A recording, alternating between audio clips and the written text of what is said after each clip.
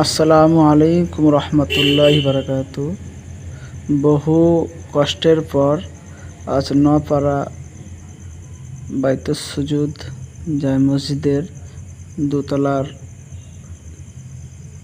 ছাদ ঢালাইয়ের কাজ হচ্ছে। আলহামদুলিল্লাহ, গ্রামবাসীগণ এবং মহতলি সাহেবগণ, যে সমস্ত বিদেশে ভাই বন্ধুরা আছো, সকলে দেখো, আমরা অনেকে আমাদের মেহনতের পয়সা এই ছাদ ঢালাইয়ে দিয়েছি, তারই ফল আজকে সম্পূর্ণ হতে চলেছে। আলহামদুলিল্লাহ, হাদিস পাকের মধ্যে এসেছে যে দুনিয়ার কোনো মানুষ দুনিয়াতে আল্লাহর ঘরকে বানায়, আল্লাহ রাব্বুল আলামিন তার জন্য জান্নাতে মাকাম বানাবে। তাই ভাই, আমরা কেউ মনে ভেঙে পড়ব না।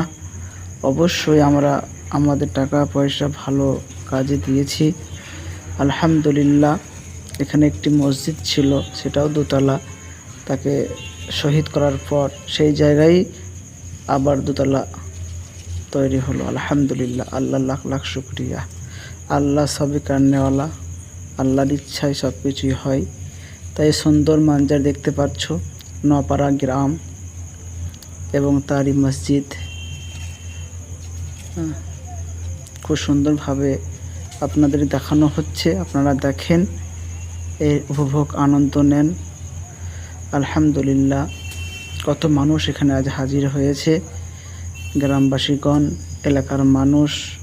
খুব সুন্দর আবহাওয়া, হিলহিল করে হাওয়া বইছে। এই আবহাওয়াতে খুব সুন্দরভাবে, গুরুত্বপূর্ণভাবে মিস্ত্রি সাহেবগণরা খুব ভালোভাবে কাজ করছে এবং আমাদের গ্রামের নপাড়ার গ্রামে যত যুবক ভাই বন্ধুরা খুব সুন্দরভাবে চারিদিক দিয়ে সহযোগিতা হাত বাড়িয়ে দিয়েছেন।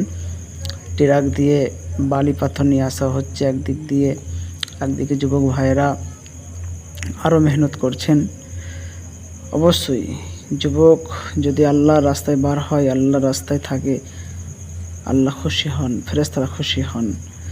সেই জন্য ভাই, আমরা আমাদের যুবকদের বলবো, ভাই, আমরা 5 ওয়াক্ত নামাজ পড়ি, আল্লাহর গুণগান করছি এবং আল্লাহর মসজিদের কাজ করছি, আল্লাহর মসজিদকে বানানো হচ্ছে, সবই করছি ভাই। আর এই মসজিদে যদি আমরা নামাজ না পড়ি, আল্লাহ পাক নারাজ হয়ে যাবে। তাই আমার পাড়ার সমস্ত ভাই বন্ধুদেরকে বলবো যে ভাই, আমরা 5 ওয়াক্ত নামাজ পড়বো ইনশাআল্লাহ। তার সাথে যে সমস্ত মুসলমান মুমিন মুমিনাত, মুসলিমিন মুসলিমাত সকলকে বলবো যে আপনারা সকলে 5 ওয়াক্ত নামাজ পড়বেন। এই দুনিয়া একদিন ফানা হয়ে যাবে, দুনিয়া একদিন থাকবে না, সব ধ্বংস করতে আল্লাহ তাআলা। সেজন্য ভাই, আমরা ঈমান আর আমলকে বানাই।